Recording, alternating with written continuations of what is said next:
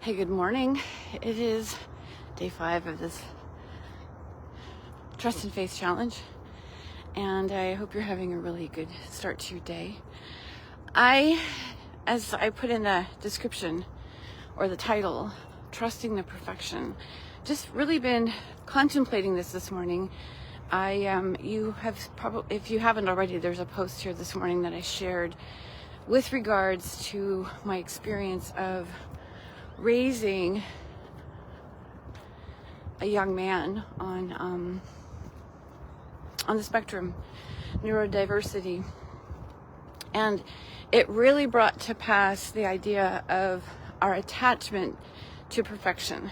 And that's what I wanted to just share briefly here, is in looking at this, coming from, I guess you could say, a perfectionist in recovery. I used to claim perfection all the time. Had to have my I's dotted and my T's crossed. And I'm going to look at that as being meticulous. I am meticulous. But perfectionism for me has really taken a different turn, has taken a different shape.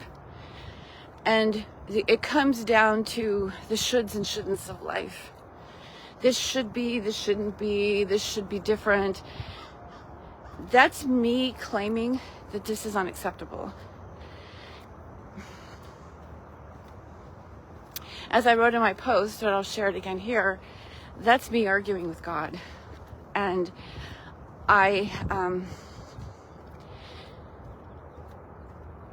as difficult as it is to admit, I've spent a great deal of time arguing with God in my life. I can recall it being at a very young age. Things should be different. My parents should be different. And then there was the loss of my sister that shouldn't have happened. And the anger that welled up as a result of that. And then my son being born with his differences, his different abilities, yet I got so hooked by the word wrong, there's something wrong,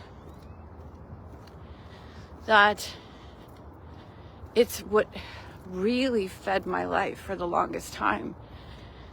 And how dare you say there's something wrong with him? And it really took me getting right within myself to understand. And what I mean by right within myself is understanding that this is a perfect moment. So when I hear the idea of trust the perfection, I think of how many people get hooked by that word, because we still have this idea of right wrong.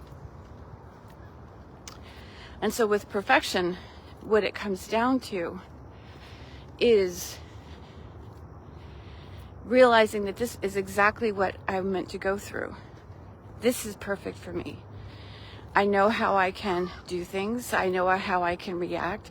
And this is an opportunity for me to become more responsive to life as opposed to reacting old patterns. Because that's really what it is. We are reacting to old patterns. Or I should say, we are reacting out old patterns. So this moment is perfect. It's the reason why I'm going to assert that so many people have similar experiences with different people. It's like, well, I've gone through this before, and I've made statements to myself and others. Well, you are the common denominator. Yes, it does take two. So there is a purpose for these people coming in. I mean, even if it's a crappy relationship, there's perfection in it because it's meant to actually help them to flourish. I mean, these plants out here, good morning, they have reactions to the light. That's why they're turning brown. They have reactions to the temperatures. And the point that I'm getting at is they're adapting. There's no, well, this shouldn't be. The sun needs to stay up longer. There's none of that. There's no like, well, we should have more water. There's none of that. They simply adapt. That's the perfection of the moment. And to me, that's what's available to us when we get into a situation. And again, this is why I use oils.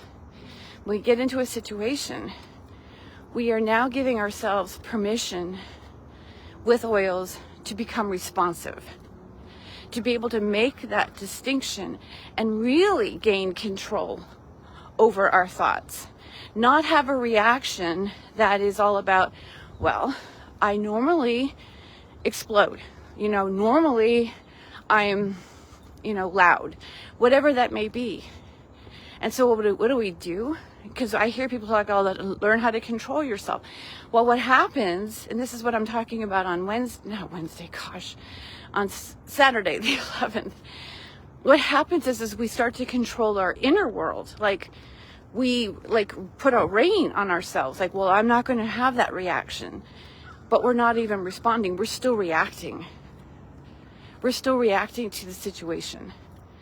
So the idea here is to harness the use of oils in such a way that they help you make that distinction, actually find peace in the moment, literally feel that calmness come over you so that you can respond, so that you can accept what's been given to you, meaning in this moment, and begin to respond. I hear it a lot. Well, I'm afraid if I say this or do this, I'm going to piss somebody off, and they're going to. That's trying to control somebody else.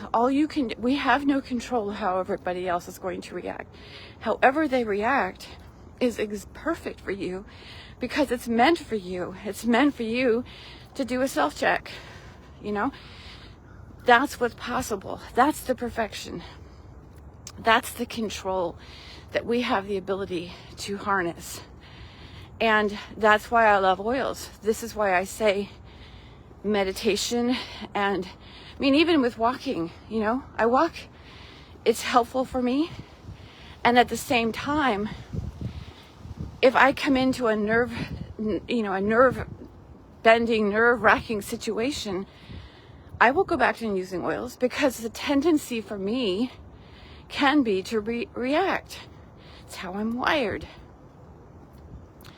And there's good reason for that. But it helps to remind me of what I'm capable of.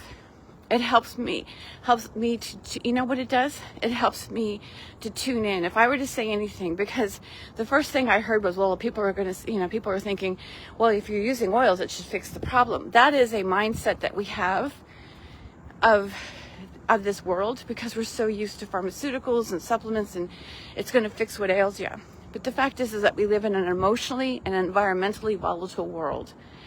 And we don't have control over all of that stuff, meaning we have no control over somebody else's emotions.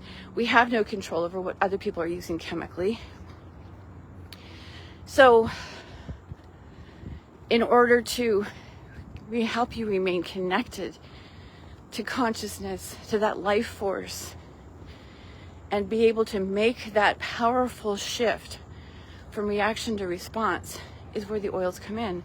They truly are a divine opportunity for us to begin to anchor in and stop, and realizing the perfection of the moment is the fact that you had this moment to learn from, to grow from, and to enjoy.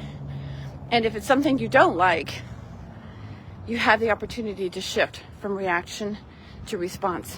So I just wanted to share that this morning. That's the reason why number one, I love the oils, and number two, having my son